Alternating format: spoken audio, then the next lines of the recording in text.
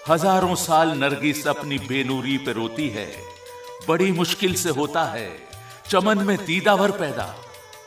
जी हां, हम बात कर रहे हैं मध्य प्रदेश के जिला नीमच के एक छोटे से गांव बगाना में पैदा हुए और राजस्थान के जिला चित्तौड़गढ़ में पले बड़े डॉक्टर अशोक कुमार गदिया की, जिन्होंने अपनी काबिलियत, हौसले और आत्मविश्वास के बलबूते सफलता के उस शिखर को छुआ जिसे पाने के लिए लोग ख्वाब ही देखते रह जाते हैं। डॉक्टर गदिया ने न केवल चार्टर्ड अकाउंटेंट बनकर अपनी अनोखी योग्यता को साबित किया, बल्कि शिक्षा के क्षेत्र में अभूतपूर्व कार्य करके हजारों लोगों का दिल भी जीता। पिछले 35 सालों से आप भारत देश की राजधानी नई दिल्ली में निवास कर रहे हैं। बीकॉम सीए की उच्च शिक्षा व पीएचडी की उपाधि प्राप्त डॉक्टर गदिया ने चार्टर्ड अकाउंटेंसी और उच्च शिक्षा के क्षेत्र में नित नूतन आयाम स्थापित किए हैं। डॉक्टर अशोक कुमार गदिया ने वाणिज्य स्नातक की परीक्षा राजस्थान विश्वविद्यालय से वर्ष 1980 में उत्तीर्ण की। नवंबर 1988 में आपने the institute of chartered accountants of India की सदस्यता प्राप्त की। वर्ष 1988 में messrs Anil Ashok and associates CA firm की स्थापना की, जिसके आप सक्रिय सदस्य और वरिष्ठ सहभागी हैं। इसके अलावा microchip electronics private limited, Mewar developers private limited, gateway merchants private limited, Mewar farms private limited, triple A consultant private limited, triple A value stock private limited, Mewar leasing limited, women network limited, Char Bhujaji marbles private limited, Indian astrology dot com private limited, Mewar consultant private limited, Narnodia consultants private limited, Nigania consultant private limited, Windsor plast private limited, women infoline dot com private limited आदि कंपनियों की आपने स्थापना की। आप इनके वर्तमान में डायरेक्टर हैं। आपके कुशल निर्देशन में ये सभी कंपनियां लगातार प्रगति के पथ पर अग्रसर हैं। डॉक्टर गदिया को कराधान के क्षेत्र में 20 वर्षों का अनुभव है। इस अनुभव को आपने अपने तक ही सीमित नहीं रखा, अपितु कर विषय के जिज्ञासु छात्रों का भी पथ प्रदर्शन किया। आपको इस कार्य के लिए दिल्ली सरकार के बिक्री कर विभाग की राष्ट्रीय राजधानी क्षेत्र सलाहकार समिति का सदस्य नियुक्त किया गया। कर संबंधी अपने अति विशिष्ट ज्ञान की वजह से कर विभाग के क्षेत्र से जुड़े व्यक्तियों में आपका नाम सम्मान के साथ लिया जाता है। डॉक्टर गदिया पिछले 15 वर्षों से कर अधिकारियों के अनिवार्य प्रशिक्षण का कार्य भी कर रहे हैं। डॉक्टर गदिया का प्रारंभ से ही शिक्षा के क्षेत्र से अनन्य संबंध रहा है। आप इस क्षेत्र में कुछ विशेष करना चाहते हैं। अपने विद्यार्थी काल से ही आप छात्र आंदोलनों के साथ जुड़े रहे। देश प्रेम के साथ साथ शिक्षा प्रेम भी आपकी अंतरात्मा में रचा बसा है। शिक्षा को आप अमीर गरीब प्रत्येक वर्ग में पहुंचाना चाहते हैं। मैं इस देश की जो युवा पीढ़ी है उसको इस देश की जो मुख्य धारा है उसके साथ जोड़ूं, जो गांव में रहते हैं, जो निम्न वर्ग से आते हैं, जो आर्थिक रूप से कमज़ोर हैं।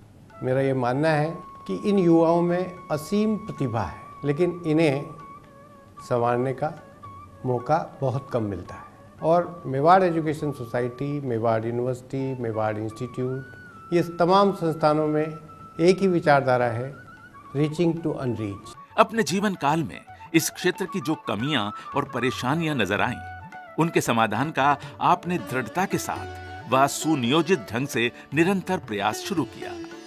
डॉक्टर गदिया के हृदय में पुरातन भारतीय संस्कार कूट कूट कर भरे हैं। आपके तरल सरल हृदय में भारतीय संस्कारों की पुण्य गंगा अविरल बहती है। इसी भावधारा से ओतप्रोत आपका हृदय भारत की हर पीढ़ी में उसी संस्कार के दर्शन करना चाहता है, ताकि सुनहरा तथा व्यवस्थित भारत बने। भारत की भावी पीढ़ी विद्वत्ता के साथ साथ संस्कारवान बने। इसलिए आपने शिक्षा ग्रहण करने के लिए नए संस्थान स्थापित करना प्रारंभ किया, ताकि सभी युवाओं को शिक्षा के समान अवसर प्राप्त हों।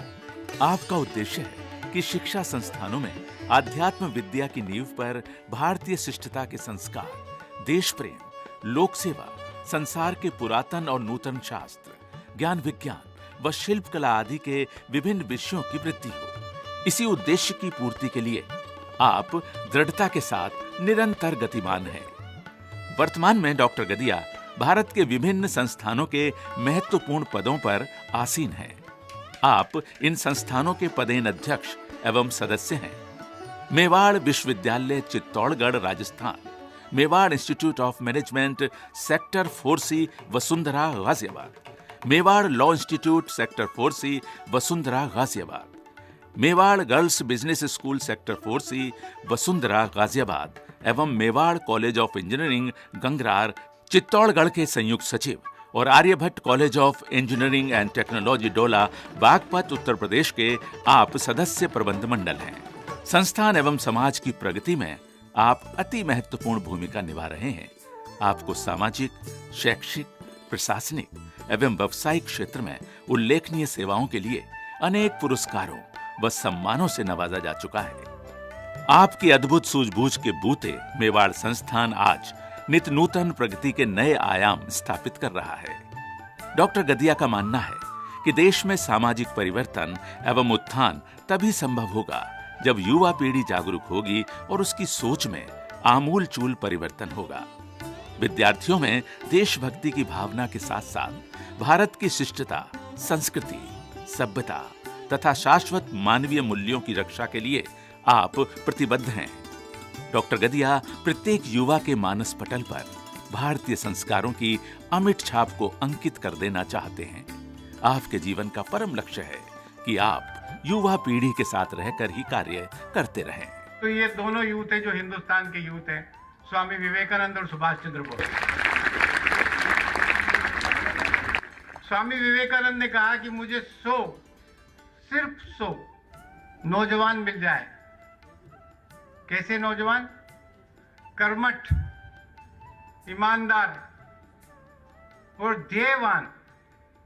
100 यूथ मिल जाए, 100 नौजवान मिल जाए तो मैं पूरी दुनिया बदल सकता हूं। डॉक्टर गदिया ने अपने स्टाफ में जो जगह बनाई है वो आज के प्रतियोगी व एक दूसरे को नीचा दिखाने वाले लोगों के लिए सबक है।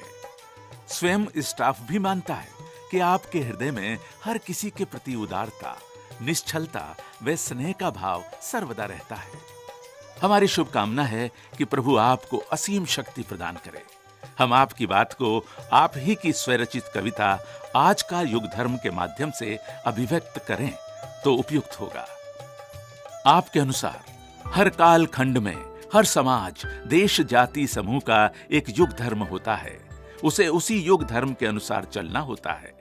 जो समाज, देश, जाति, समूह अपने युग धर्म पर चलते हैं वे प्रगति करते हैं और परम वैभव पर पहुंचते हैं। जो उस पर नहीं चल पाते वे या तो पिछड़ जाते हैं या समाप्त हो जाते हैं। आओ आज का युग धर्म जानें और उस पर चलना सीखें। समाज में मिलजुल कर रहना, एक दूसरे की भावना को समझना और उनका आदर करना सीखें। सह अस्तित्व, सामाजिक, आर्थिक और मानसिक विकास के समान अवसर सभी को बिना भेदभाव देना सीखें। नई तकनीक, नए नियम कानून, नए रीति रिवाज, नए पहनावे, नए खान पान का स्वागत कर उन्हें अपनी प्रकृति एवं आवश्यकता के अनुसार अपनाना सीखें। युवा पीढ़ी की अपेक्षा, आकांक्षा एवं भावना को समझते हुए उनका मार्गदर्शन करें और उनके साथ चलना सीखें। ये समझें कि नारी आत्मनिर्भर बनकर सम्मान से जीना चाहती है, पर वो पुरातन परंपराओं, रीति रिवाजों एवं आदर्शों को भी नहीं छोड़ना चाहती। वो दो राह पर खड़ी है। एक क्षण वो घोषणा करती है कि मुझे कोई सहारा, दया एवं सहयोग नहीं चाहिए। वो सब कुछ अपने बलबूते करना चाहती है। दूसरे क्षण उसमें पुरुष समाज से वर्षों पुरानी शिकायतें, अपेक्षाएं, सहयोग एवं संरक्षण की चाह उभर जाती है। वो सारी आधुनिकताओं को अपनाना चाहती है और उनका पूरा उपभोग करते हुए स्वच्छंद वातावरण में जीना चाहती है। पर यह अपेक्षा करना नहीं भूलती है कि यह समाज का कर्तव्य है कि उन्हें हमेशा सम्मान तो लक्ष्मी, सरस्वती, दुर्गा, सावित्री, मरियम या फातिमा जैसा ही मिलना चाहिए।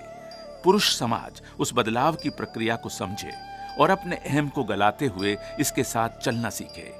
शिक्षा संस्थान आज के जमाने की रोजगार परक शिक्षा देने का उपक्रम करें और संस्कारवान, आत्मविश्वास से भरपूर, जिम्मेदार, देशभक्त, समाज के प्रति संवेदनशील एवं उद्यमशीलता से परिपूर्ण नौजवान तैयार कर समाज को देना सीखें। सरकारें अपने आप को सर्वश्रेष्ठ एवं पर्याप्त न्याय, सुरक्षा एवं कानून व्यवस्था सुनिश्चित करें और अधिक से अधिक आधारभूत विकास, प्राथमिक शिक्षा एवं प्राथमिक स्वास्थ्य की समान एवं पर्याप्त व्यवस्था देने तक सीमित करें। बाकी सारा विकास एवं व्यवसाय का काम समाज पर छोड़ना सीखें। आज की सबसे बड़ी आवश्यकता है कि हम अपने अपने युग धर्म को जानें और उस पर चलना सीखें। जय हिंद, जय भारत, जय हिंदुस्तान, वंदे मातरम।